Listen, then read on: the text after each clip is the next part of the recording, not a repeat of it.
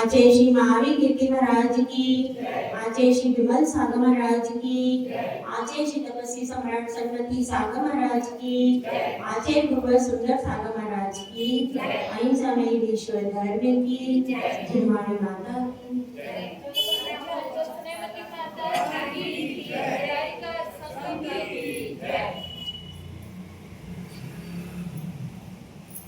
जीवन के इस समर में हम एक पूरे जीवन में कई प्रकार के युद्ध प्रतिपल लड़ते रहते हैं। किसी युद्ध में हम जीत जाते हैं और किसी युद्ध में हम हार जाते हैं। भले ही हम किसी युद्ध में जीते या हारे, अगर हम पाप का युद्ध लड़ते हैं तो हमारी इस भव में भी हार है और अगले भव में भी हार है। और यदि हम अपने कर्मों से, अशुभ कर्मों से युद्ध लड़ते हैं, पुण्य का सृजन कर लेते हैं, तो इस भव में भी जीत है और अगले भव में भी जीत है। भले ही ये पूरा भव केवल पाप कर्मों से संघर्ष में बीत जाए, लेकिन उस संघर्ष के बाद जैसे कि पूरी रात बीत जाती है और जब सवेरा होता है तो बहुत सुंदर होता है। इसी प्रकार से पूरी पाप कर्मों की काली रात बीत जाती है और सुबह का जो सवेरा होता है वह हमारे लिए स्वर्ग और मोक्ष देने वाला होता है। इसी प्रकार से संघर्ष के बाद संघर्ष की घड़ियां आती जा रही हैं। संघर्ष में भी जो हर्ष रखता है उसका हमेशा उत्कर्ष होता है। वह उत्कर्ष की भूमिका को पार करता है।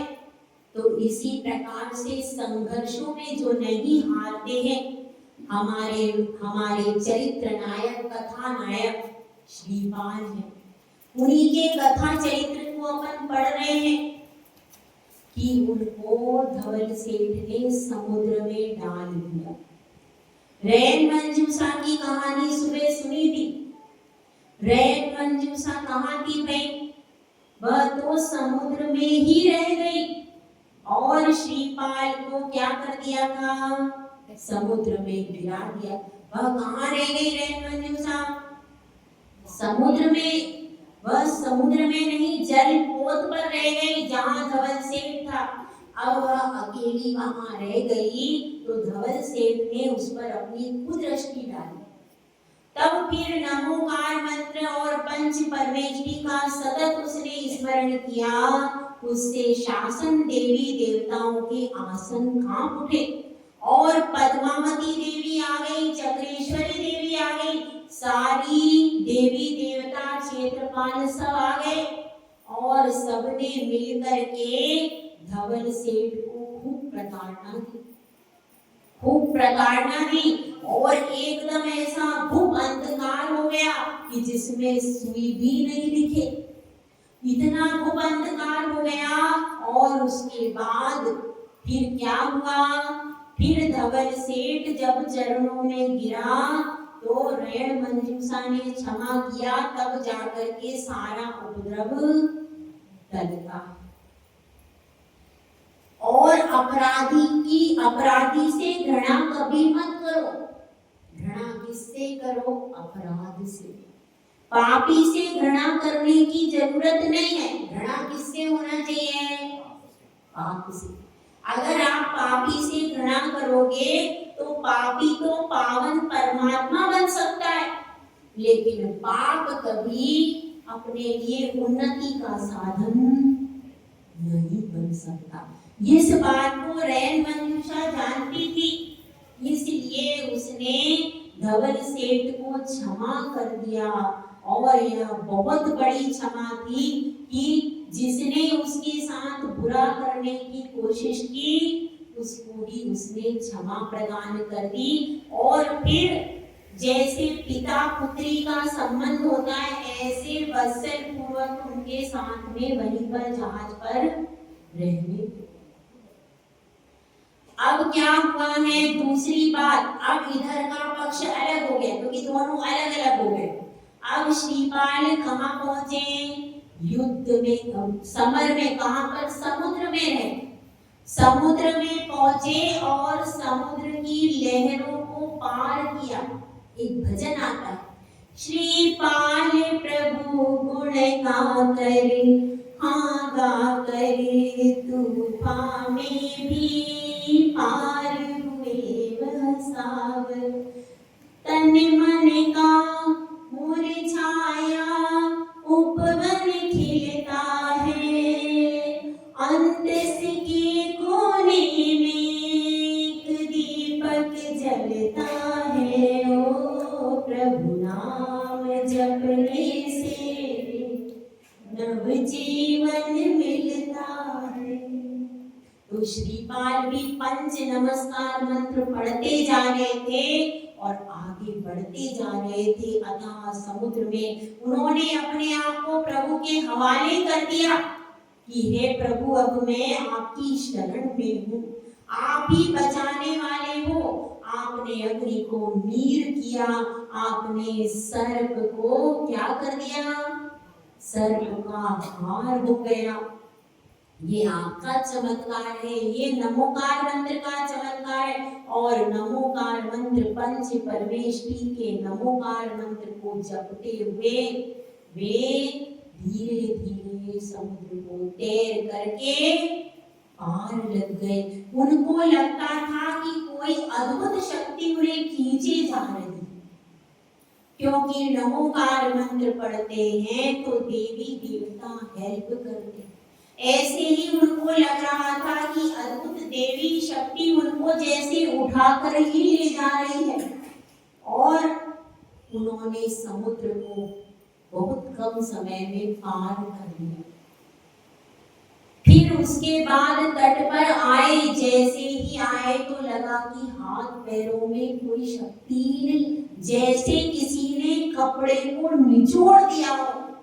ऐसे उनके शरीर का कैसा लग रहा था? मेरे शरीर को ही किसी ने पूरा, इतना बड़ा समुद्र और उसमें भूखे प्यासे कई दिन तक तैरते रहे, क्या उनकी स्थिति होगी? तो एकदम से आकर के डल गए मतलब वहीं पर तट पर बिल्कुल मूर्छित से हो गए। अब जब वहां मूर्छित हो गए, कुछ देर के बाद उन कोलाहल सुनते हैं और उनकी निद्रा टूट जाती है। कोलाहल को सुन करके जब आंखें खोल करके देखते हैं तो क्या देखते हैं? आसपास बहुत सारे सेवक सेविक आदि खड़े हुए, और जैसे ही उन्होंने आंख खोली तो सब बहुत हर्षित होते हैं। तो श्रीपाल पूछते हैं, हे सेवकों, मैं कहाँ हूँ और तुम लोग कौन हो? तब वे कहते हैं, हे महानुभाव, यह कुमकुम द्वीप है। कौन सा द्वीप है भाई?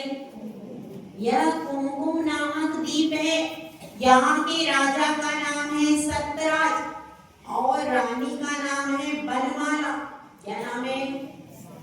राजा का नाम सत्यराज और रानी का नाम बनमाला है।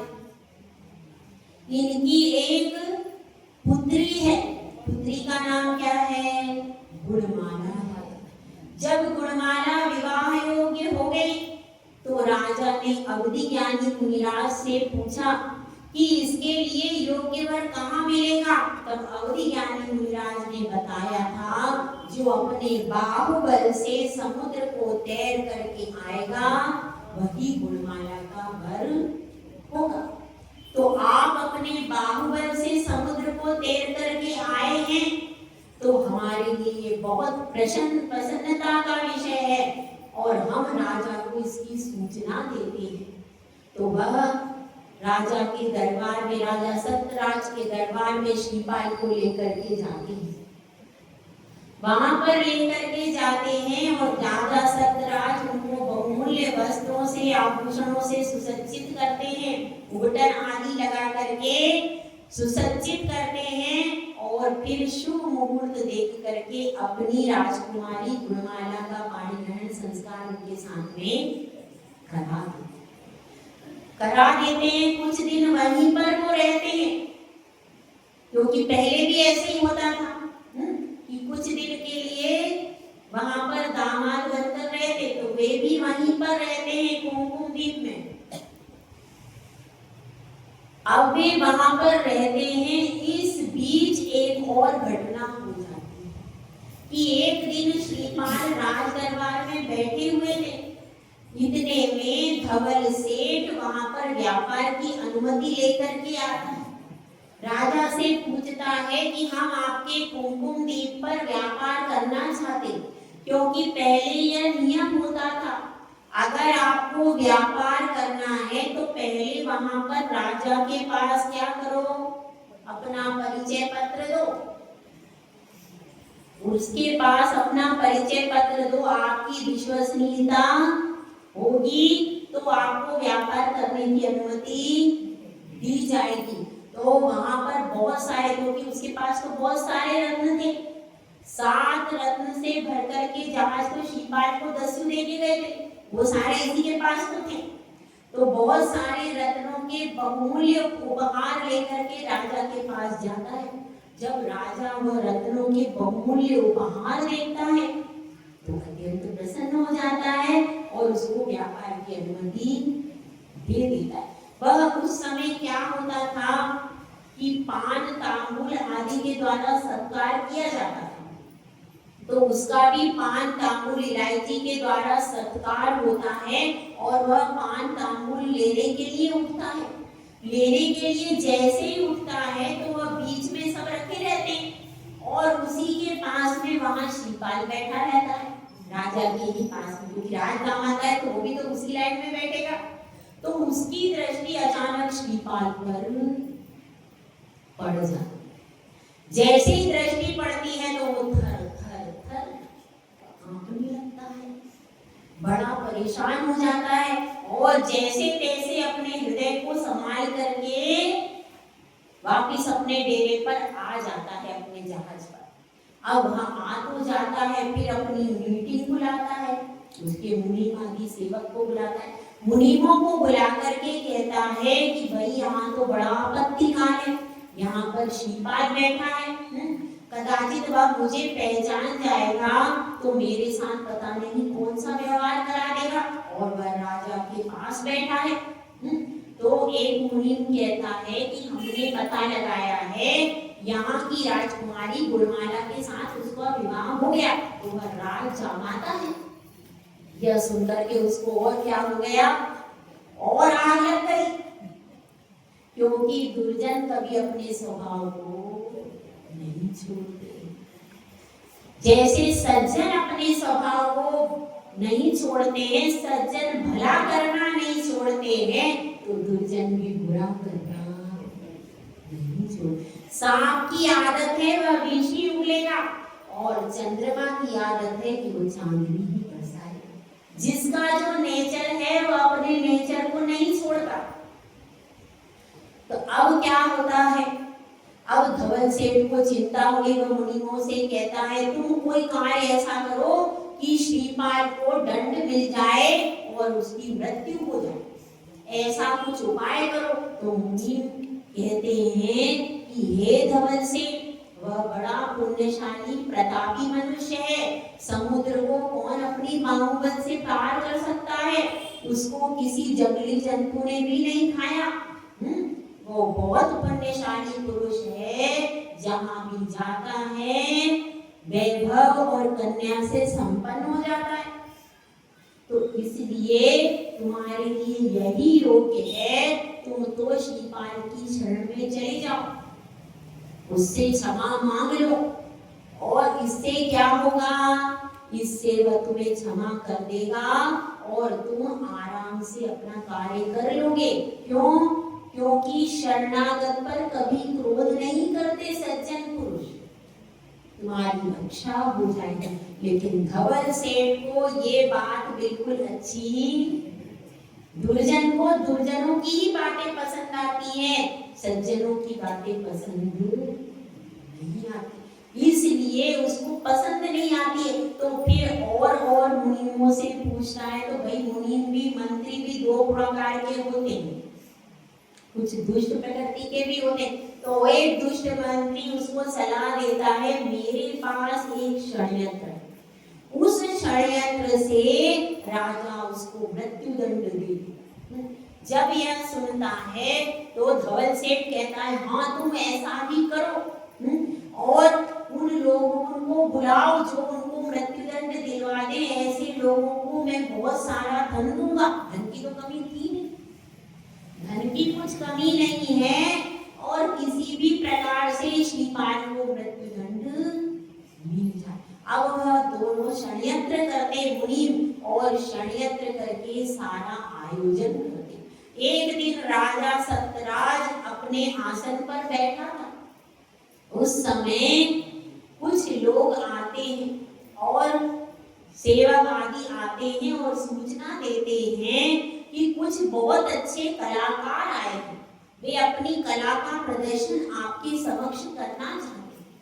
तो राजा कहता है कि ठीक है, अनुमति है, ले आओ। तो वह कलाकार आते हैं, बहुत सुंदर नृत्य करते हैं, नाट्य करते हैं, तरह तरह के नाट्य आदि करके राजा को बहुत पसंद आता है उनका नृत्य आदि। तो वह नृत्य आदि करके प्रसन्न करते हैं राजा को। राजा भी उनको पारिश्रमिक दे देता है। पारिश्रमिक देने के बाद वे भी पान, इलायची, तांबुल आदि लेने के लिए जाते हैं और वहां पर देखते हैं तो सब रोने लगते हैं।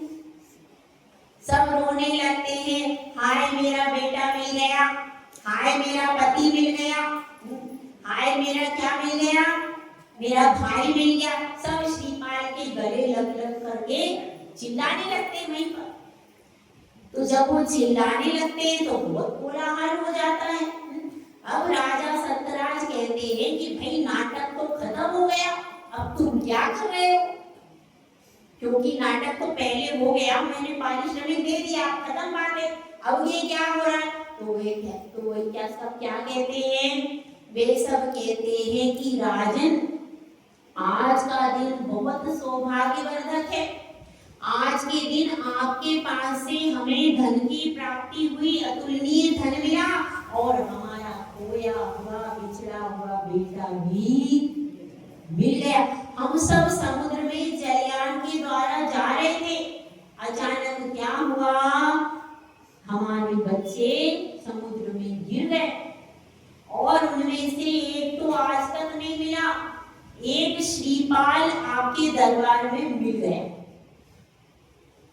एक बेटा आपके दरबार में हमें मिल गया।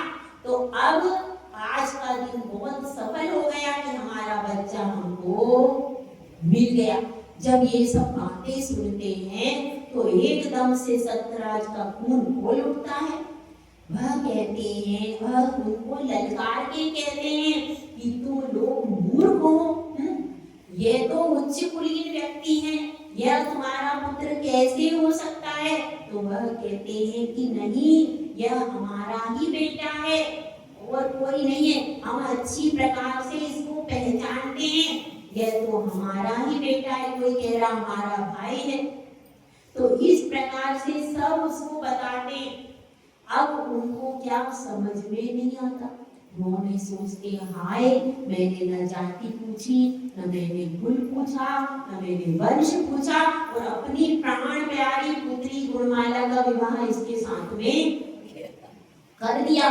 अब ये तो सब भांड हैं, ये तो सब कैसे नीच कुल के हैं और अब इनका यह पुत्र है तो मेरा तो कुल कलंकित हो गया।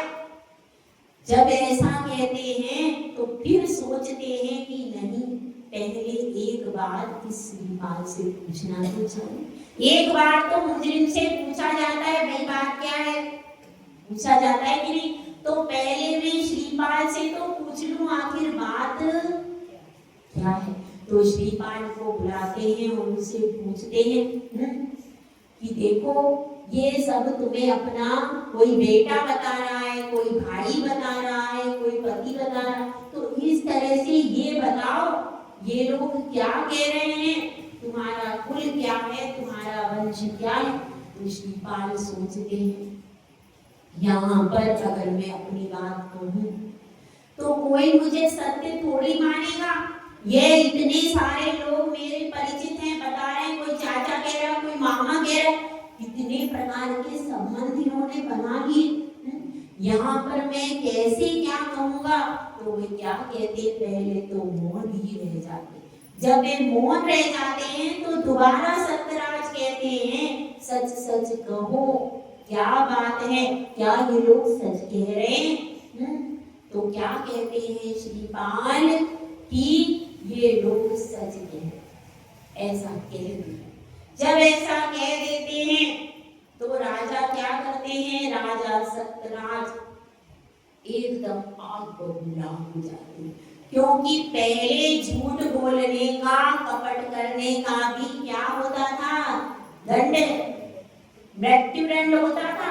पहले का न्याय बहुत कड़क, तो झूठ बोलने का, कपट करने का दंड क्या होता था, मृत्यु दंड। तो तुरंत राजा क्या कह देते हैं, इनको इसी समय मृत्यु दंड दिया जाए, ऐसा कह देते हैं। लेकिन तब रात्रि हो जाती है। जब रात्रि हो जाती है तो कहते हैं कल सुबह इनको सूली पर चढ़ा देना, क्योंकि रात्रि में बधिक का कार्य नहीं होता। इसलिए कहते हैं कल सुबह इनको अपराध का दंड दे देना, ऐसा कह देते हैं। सभा विसर्जित हो जाती है और एक दासी सूचना लेकर के पहुंचती है, किसके पास, गुणमाला के पास पहुंचती है कि बहुत बड़ा अनर्थ हो रहा है। क्या अनर्थ हो रहा है, गुणमाला पूछती है, और अभी तक मेरे स्वामी भी नहीं आए, कहाँ गए मेरे स्वामी? इतनी रात्रि हो गई है, रात्रि का प्रथम प्रहर भी व्यतीत होने को है और अभी तक मेरे स्वामी का कोई अता पता नहीं चल पा रहा है, मेरे स्वामी कहाँ गए? वह दासी से पूछती है तो कहती है, रानी अनर्थ हो गया है, उनको तो सुबह सूली पर चढ़ाने की आज्ञा दी गई है। अच्छा, ऐसा उन्होंने कौन सा अपराध कर दिया कि इतनी बड़े दंड की व्यवस्था हो गई? तो दासी कहती है, वे तो भांडों के पुत्र निकले। यह सुनकर के गुणमाला कहती है कि नहीं नहीं, तुम्हें कोई भ्रम उत्पन्न हुआ है। उनकी जाति, कुल और वंश का पूरा वर्णन उन्होंने मुझे एकांत में बताया था। मैंने भी एक दिन उनसे पूछा था, एक दिन ऐसे ही मैंने उनसे पूछा कि आप इतने महारथी हैं जो समुद्र तैर करके आ गए, तो आप अपनी गौरव गाथा मुझे सुनाइए। तब उन्होंने कहा था, मैं तो कीचड़ का पुत्र हूँ।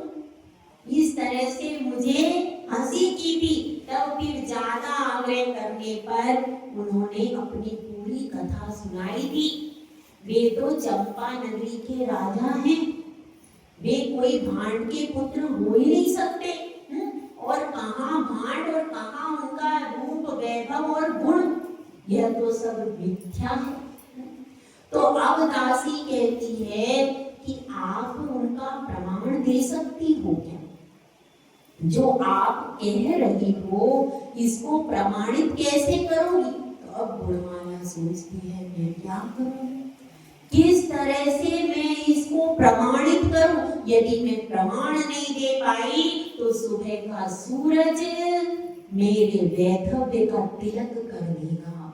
सुबह का सूरज और निरपराध मेरे पति की बलि चढ़ जाएगी। अरे वे तो कोटि भट हैं, वे तो कोटि भट हैं, उनको तो चरम शरीरी है, कैसे उनको यह काल निकल जाएगा, यह तो संभव नहीं है। अब गुणमाला सोच रही है, क्या उपाय करूं, क्या उपाय करूं?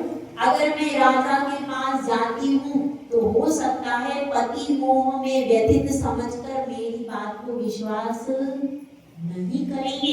मेरे पास कोई और व्यक्ति यदि ऐसा हो जो मेरी ही कथा कह दे तो प्रामाणिक हो जाएगा। अब मुझे ऐसा कोई व्यक्ति ढूंढना चाहिए, क्योंकि मेरे पतिदेव ने कहा था तुमसे मेरा तीसरा विवाह है। कौन सा विवाह है? तुमसे मेरा तीसरा विवाह है।